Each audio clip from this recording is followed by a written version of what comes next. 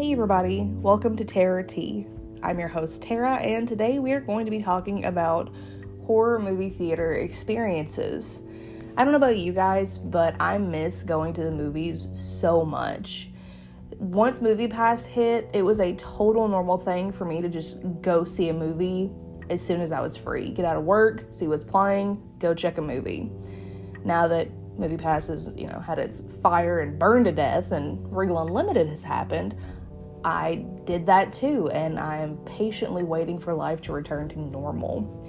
It sucks so bad for me that it is spooky season and we are not going to have everyone in a packed theater just waiting for that next great horror movie. So, to make up for it, let's reminisce on some great horror movie experiences. Spoiler alert, by the way, this is going to be your warning because I'm going to be spoiling, at least for one movie, a super big ending part. And if you have not seen Saw, check it out. It is many years old. Probably should have already seen it by now if you're a big horror fan, but it is of the torture porn variety, so I get if you haven't. Anyways, kick back, relax, and let's grab a cup of terror tea.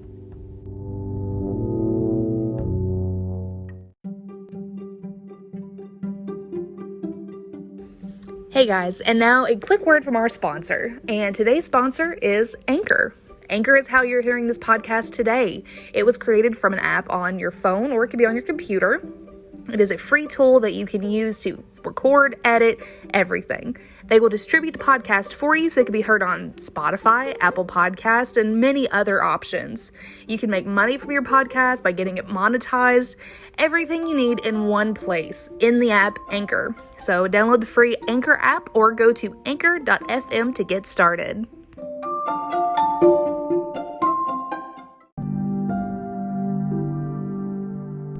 I'm the type of person that a great movie theater experience can truly enhance the entire movie.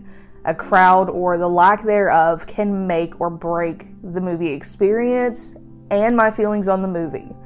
Let's take last year, for example. I saw 2019's Last Christmas.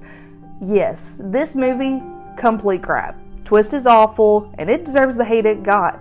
But I have a serious hate for this movie because I was in the theater with two other women. Sometimes that's okay. You don't have to deal with people talking and interrupting you throughout the movie and being obnoxious. However, they were near the very front of the movie theater. I'm talking like they were in the third row. I don't know why you would pick that seat when it's an empty theater, but beyond me. So I go in the back. I'm in the back row in the middle, just chilling, watching this movie. And it's about halfway through, and I see her get on her phone, and I don't know if she looked up the plot or what, but the next thing I know, she is literally yelling out to the person beside her what the twist is and going in detail about what is getting ready to happen in this movie. And I'm just sitting here like, oh my God, like this is the worst. And then I had to sit through, because I'm not the type of person that leaves a movie. Like, even with, like, Regal Unlimited and MoviePass, like, truly I'm not paying for much other than my monthly fee. But I'm not going to get up and leave a movie. I will hate watch this movie with a fiery passion. And that's what happened. I hope that they had no idea that I was there, because I snuck in right before the preview started and just went straight to the back. Otherwise, they're garbage people. I'm already getting heated, so let's get to the good sides. On the other side of this, you have Straight Outta Compton that I saw a few years ago.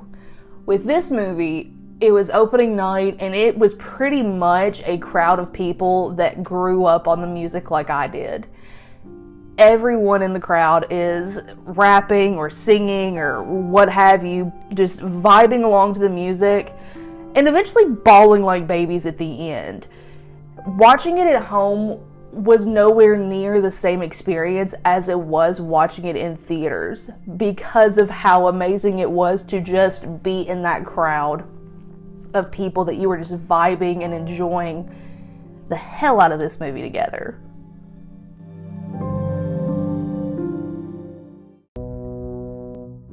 Now on to the good stuff. One of my favorite early horror experiences has got to be Saw. I remember seeing this on opening night, and this doesn't mean like today's opening night where it's like 7 p.m. on a Thursday night. I'm not even talking midnight. I'm talking like 7 o'clock Friday. It's releasing everywhere right now. So this is the first showing that we've had in my town. This crowd, we haven't really seen anything like it, because like I said earlier, this is like the beginning of the whole torture porn thing, and so it's super graphic and it's like very heavy metal-esque. There's a lot of gore. The crowd is just like on edge and like, holy crap, what is gonna happen in this movie? So we're at the end, and Dr. Gordon has sawed his foot off. Adam is screaming for him not to leave him there. He's saying he's going to go get help or he's going to bleed to death. He leaves. Adam is searching Zepp's pockets, and he finds the tape recorder. The Saw theme hits, and we have our traditional Saw, hey, here's what you thought was the ending, but it's not. Here's the real ending twist with the music and everything. And all of a sudden, you see this body in the background that you have thought has been dead the entire movie. Like, this guy's dead. But he's getting up and moving. And so everyone in the theater, you can, like, see people and hear them and like, oh my God, do you see that? Do you see that? Oh my God. And people start screaming because this body is getting up. And then he's telling him, like, hey, the key is right there. Like, you're free to go. And you see the scene where it just went down the drain right at the beginning of the movie. He realizes he's trapped. And so you have the game over and the door slams. And, sometimes when you're in a movie, the crowd will like clap really politely at the end. And, oh, this was great. No, my crowd cheered. Like, when we were all leaving the theater, it was a group discussion on how awesome this movie was, how different this movie was. And just, you'd never seen anything like it. I mean, this guy literally looked like he did have the stuff on the back of his head where it looked like he'd shot himself, and he's literally like pulling this off of his head. And I mean, you've seen like Amanda like cutting into someone and like taking out his innards, and you're just like, I don't know what we just watched, but wow, was it awesome. And it was just one of those experiences where you just cannot believe that all these people collectively saw this and were like, wow, this is awesome, just like you. One of my crazier theater experiences that I have ever had has got to be when I saw Hereditary. It was opening weekend, tried not to see anything about the movie.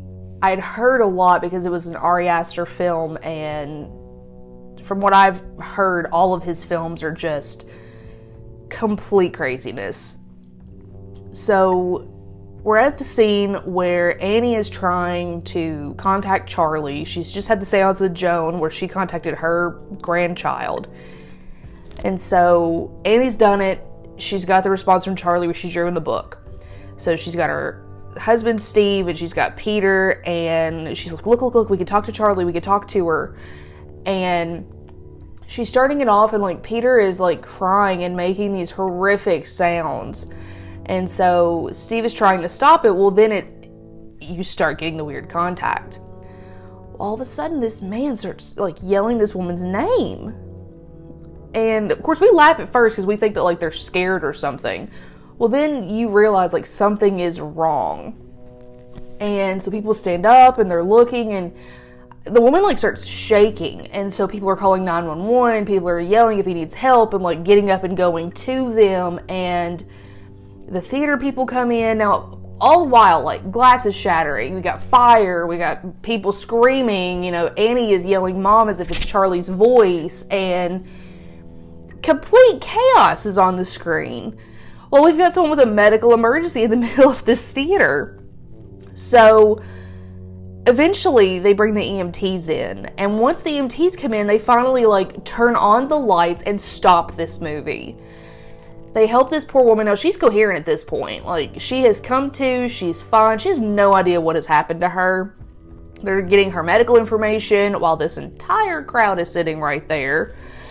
And they end up putting her on the stretcher and taking her out of the theater. And the movie theater employees are like, okay, we're going to go ahead. We're going to rewind this movie a little bit back to where y'all were. and we're going to go ahead and play it again for you. So if y'all just sit back, we'll get you all squared away. And you have this entire family, like, in the bottom front. They're like, hell no. And they get up and they all but run out of this theater. And I'm just like, that is icing on the cake for this whole experience, because it has been insane. So they rewind to the beginning of this seance scene. And we're all just sitting there watching this. And if you've seen this movie, you know it just gets crazier from here. So I've got to say, craziest experience I've ever had in the theater, and I will likely never forget it. I love viral marketing with movies. Blair Witch Project was really the first of its kind that I had seen. I demanded Paranormal Activity when it first started, and I fell into the complete abyss that was both the viral campaigns for The Dark Knight and Cloverfield. But when Blair Witch originally came out as The Woods and then surprised the crowds at Comic-Con as being the sequel to the Blair Witch Project, I was sold. And with it having the stalker anthem, I'll be watching you, covered in such a creepy way, total win in my book. Now I'll be honest, my mom and I watched the original Blair Witch Project when it came out on VHS and literally turned to each other at the end and said, that was it? So I wasn't sure how to feel about this one. But Blair Witch was such a sensory overloading and claustrophobic movie that I left the theater shaken. As soon as those little wooden figurines popped out all over the place after, like, the big prank of, oh, you left one and that's not cool, and they're, like, grabbing them and they broke it in half, and that one girl literally broke in half. Like, her body bent in ways that, you know, bodies should not bend. The movie just went from 0 to 180 and was absolutely insane after that. I absolutely hate how much crap this movie gets, because I enjoyed the hell out of this movie. I ended up seeing it twice in theaters, and when I got it on DVD, I remember they kept saying, like, there's weird little glitches in it, and I remember watching it with, like, a fine-tooth comb and just being like, this is so cool. Like, I enjoyed this movie so much. It was one of those that was both enjoyed at home and in the theaters, but the theater, of course, was the better experience, because it just made me feel like the one scene when the girl was, like, crawling through the hole after, like, being, like, down in the basement, that scene was so claustrophobic. Like, I felt, like, cold and, like, claustrophobic and just scared, because you were finally getting a glimpse of the witch or what have you, and it was connecting both movies. Like, it was great. Like, I really hate that this movie does not get the credit it deserves, because it was a great sequel. I cannot talk about my favorite horror experiences in the theaters without mentioning seeing my favorite horror movie on the big screen finally. I was way too young to ever see Scream when it first came out, but I did see it, like, in 1997 when I was a child. So completely missed the whole theater experience there. The first Scream movie I ever saw in theaters was Scream 4. So being able to go to a horror convention, which was Flashback Weekend in Chicago, see the cast in a Q&A and a panel, and then be able to watch this movie in an outdoor, like, setting with a bunch of other, like, huge fans was just amazing. So we'd had the Q&A, and of course they had a bar, like, right outside of it. So drinks have been flowing. I'm of legal drinking age, so I could do it. We'd been drinking for most of the day just because it's a horror convention. It's what you do. You go see panels, you see movies if there's screenings and all that. And so had a drink, kicked back, relaxed, watched Scream. And they did the Q&A with Neve Campbell, Skeet Ulrich, and the ever amazing Matthew Lillard. They were answering questions and just, it was awesome. So the movie starts and it felt like Scream 4 Stab-a-thon, where you've got the crowd, like, yelling the lines along and laughing. And the funniest part was being in 2016 and cheering out at the line when Sheriff Burke is like, "What are you doing with this cellular telephone, son?" And of course the crowd, like, lost their mind when Ghostface first appears, because that's what you do when you are at a horror convention. I mean, when I saw Texas Chainsaw, the remake, in theaters, whenever you heard the chainsaw for the first time, the entire crowd lost their minds. Yes, these are the bad guys. Yes, these are the evil killers, but they're wicked, so we're going to cheer along. And it really was fulfilling a big childhood, like, this is my favorite horror movie, and I get to see it on the theater, like, screen. The only bad thing is we were right outside of O'Hare, so we had airplanes, like, coming in and out. That part sucked. But it was still incredible. And if you could ever do anything like that, where you get to go see a movie, like, with a Q&A, 10 out of 10 recommend. I also wanted to throw in a movie that I didn't get to catch in theaters. Get Out is probably the #1 movie that has come out in theaters during my, like, able to see them age in theaters that I did not get to see. I saw it at home. It came out in February of 2017, and for whatever reason, I just was not going to see movies at that time. So when I caught it at home, of course it's brilliant. Like, if you have not seen Get Out, like, turn this off, go watch it, and come back, because it is just an incredible film. Like, to be Jordan Peele's, like, first big thing outside of doing, like, comedy and Key and Peele, like, incredible. Cannot wait to see what else he has in store for us. And this movie is so uneasy. Like, the whole, like, switching back and forth, like, with the flash on, is it him or is it the person that's inside of him? And you get these sneak peeks throughout the whole movie. Like, if you watch it a second time, you see all the sneak peeks, and, like, you know what's happening. Like, you can see that they have given you clues throughout this entire movie, and it's phenomenal. And that whole Fruit Loop scene, man, like, it was such a weird scene, but it was so perfect. And I just kept thinking, like, this would have been amazing to see in a packed crowd. I ended up completely missing this until about a year later, when it was nominated for an Oscar. And so Regal does this thing where their Oscar-nominated films go back into theaters. So technically, yes, I have seen it in theaters, but I don't truly count it like I do these other movies, because it was catching it in theaters after its original run. So it wasn't the same. My theater had 3 people in it, including myself. Like, there was hardly anyone in there. And so during these key pivotal scenes, like, I can only imagine the crowd losing their minds. Like, when Rod saves the day with TSA, like, the crowd had to have been going nuts, because you knew that that was a cop that was going to kill Chris. And when it ended up being Rod, it just... amazing ending. Fun fact, the original ending was that it was a cop and that Chris was going to go to jail. But real life's too scary for stuff like that, so let's have a happy ending. Anyways, I saw Us opening night, and that crowd was just incredible. And I remember after the movie thinking, wow, like, if the crowd was this crazy for Us, I can only imagine how just insane it was for Get Out. Sometimes you just have to catch a scary movie at home, and I can safely say, while The Ring is legitimately a scary movie, it would not have got me anywhere near as bad if I'd watched it on the big screen.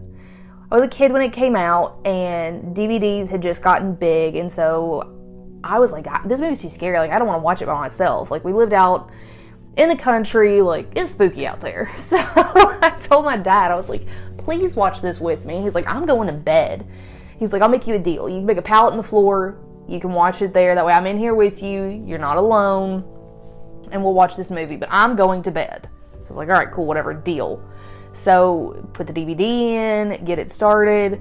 I will say, DVD menus back in the day used to be the coolest thing. Captain Spaulding on House of a Thousand Corpse, best DVD title screens ever. These were okay. So, watched the movie, scared me half to death. It's late, so I'm trying to figure out how to get it back to cable. And I'm pushing all these buttons, and I end up pushing the wrong button. And the next thing I know, the tape starts playing from this movie. So I am scared to death, and I am all but debating on if I'm going to run out of this room screaming, trying to figure out how to turn this off. End up turning the whole thing, TV, DVD, cable box, all of it off. Fun fact about me, I am terrified of the dark, even as an adult. So I'm literally laying here in the floor, covered in a blanket, in the dark, and just thinking, this is how it ends. Like, I didn't finish the video, does that count? Like, is she gonna call and say 7 days? If the phone had rang, I probably would have died of a heart attack. Thankfully it didn't, but I remember laying there, scared to death until the sun came up, and immediately running out of the room into the living room, like, ready to start the day because I was petrified.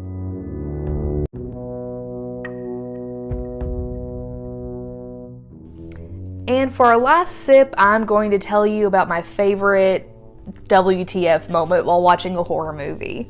And this isn't really anything that happened during the movie, it is what happened after the movie. So Nightmare on Elm Street was having this special re-release, and it was right around Valentine's Day, so I'm just like, yes, horror movies, Valentine's Day, let's do it. So Regal promo, before the movie, everything kept saying, stay after the credits, there's a special thing that you're going to see. So I'm hoping like it's Robert Englund saying, we're doing another one, or information on those, Kevin Bacon rumors that you've been hearing for all these years. Anything. So go through the whole movie. I've never seen it in theaters, so I was pumped to be able to watch it and just enjoy this whole thing. So we get to the end, and I've sat through the entire credits. I mean, Marvel fan, used to it, whatever. But the next thing I know, it's just a picture.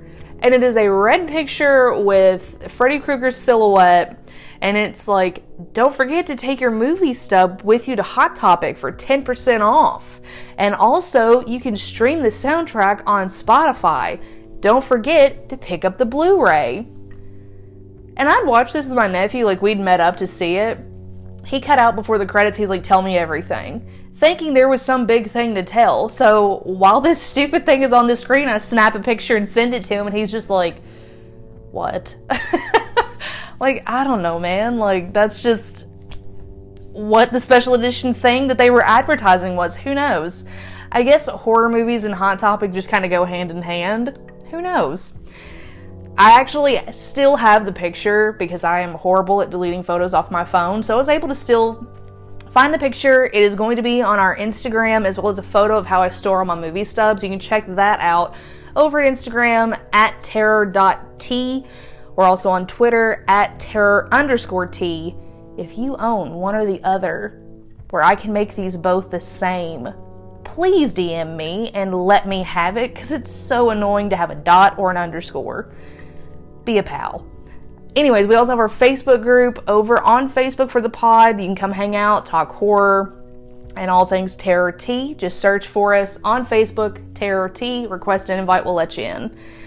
But that's it for today, everybody. I really hope you've enjoyed today's episode of Horror Movie Theater Experiences, and have a great day.